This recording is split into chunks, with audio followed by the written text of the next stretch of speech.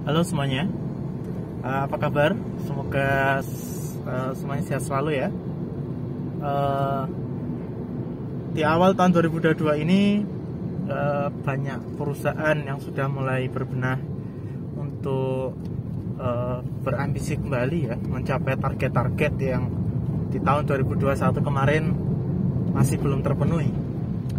Tapi kita juga perlu waspada karena varian ketiga, gelombang ketiga COVID ini juga rasanya sekarang sudah terdengar di berbagai media. Indonesia sudah masuk di gelombang ketiga, jadi tetap hati-hati ya.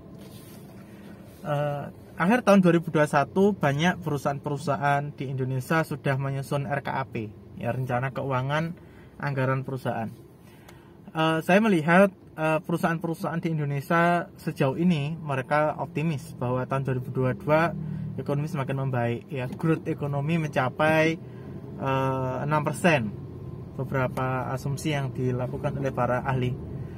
Di sana kita juga perlu hati-hati bahwa perusahaan Anda ada di sektor yang mana itu nanti akan dipengaruhi oleh faktor eksternal begitu signifikan atau tidak ya.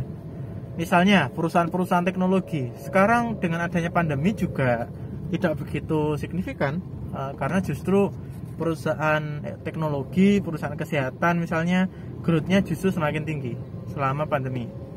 Tapi beberapa perusahaan yang sangat tergantung oleh kondisi eksternal itu masih perlu menata diri kembali ya. Dan bagaimana cara untuk menyelamatkan supaya profit perusahaan tetap growth? Ya mau tidak mau kita harus keluar dari bisnis utama kita. Kita perlu mempertimbangkan diversifikasi layanan yang kita miliki. Tentunya tidak keluar dari core bisnis kita. Kita bisa lakukan integrasi horizontal ya dengan apa yang kita miliki saat ini.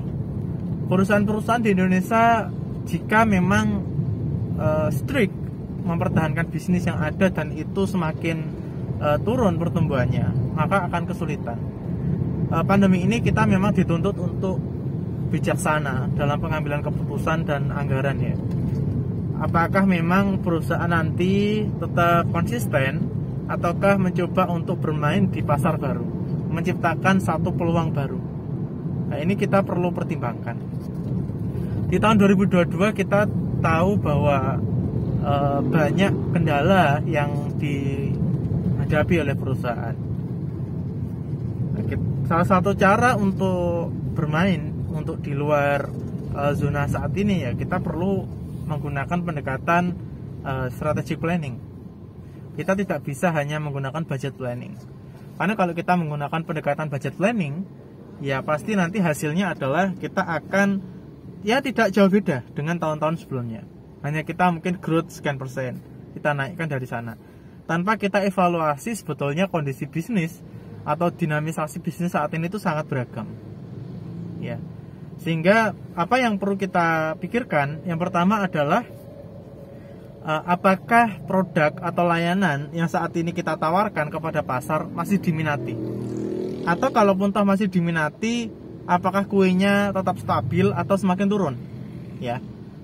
Kalau memang semakin turun, sebetulnya kita juga harus membuka diri bahwa apa layanan atau produk yang bisa kita create kembali. Kita perlu lakukan co-creation ya. Kita bisa lakukan diversifikasi layanan. Perusahaan memang tidak bisa menyalahkan situasi. Yang pasti adalah kita harus menjadi agile. Kita harus menjadi lebih tangkas untuk menata kembali bisnis kita. Ya, apalagi sebagai profit company, tujuan kita adalah meningkatkan shareholder value. Ya, pemegang saham tentunya tetap berharap profitabilitas dan produktivitas dari perusahaan terus meningkat. Kalau di awal-awal tahun 2020 ya, 2021 juga kita lagi penyesuaian diri kembali, kita menyesuaikan bisnis kita dengan lingkungan kondisi pandemi yang sangat dinamis, semuanya turun, ya it's okay. Tapi di tahun 2022 kita tidak bisa menyalahkan itu. Kita harus belajar apa yang bisa kita lakukan dari pelajaran 2 tahun terakhir. Saya sebagai stakeholder tentunya banyak inisiatif-inisiatif yang harus kita lakukan. Kita tidak bisa menyalahkan situasi. Yang pasti kita harus mencari alternatif baru. Nah, rekomendasi yang saya berikan adalah kita bermain pada blue ocean. Kita tidak bisa selalu mengandalkan red ocean, di mana layanan kita selama ini bersaing. Ya, kita tahu misalnya di blue ocean ini memang sedikit menjadi tantangan ya. Untuk perusahaan-perusahaan yang niche market dan fokus pada diferensiasi itu akan sulit. Contohnya seperti pizza. Ya, perusahaan seperti Pizza Hut memang pasarnya niche market. Kemudian dari produknya juga fokus diferensiasi. Dia akan kesulitan untuk melakukan produk-produk diferensiasi atau keluar dari bisnis ya di dalam kuliner pizza itu. Maka selama ini yang mereka lakukan adalah mencoba mencari ceruk pasar baru atau semakin dekat dengan konsumen, yaitu ada yang jualan di pinggir jalan misalnya. Ya, it's okay. Tapi bagi perusahaan-perusahaan yang masih punya potensi untuk pada broad market dan diferensiasi yang dilakukan tidak fokus, artinya bisa lebih luas, itu menjadi salah satu hal yang menarik. Artinya perusahaan masih punya keleluasaan untuk melakukan integrasi horizontal, melakukan diversifikasi layanan secara horizontal.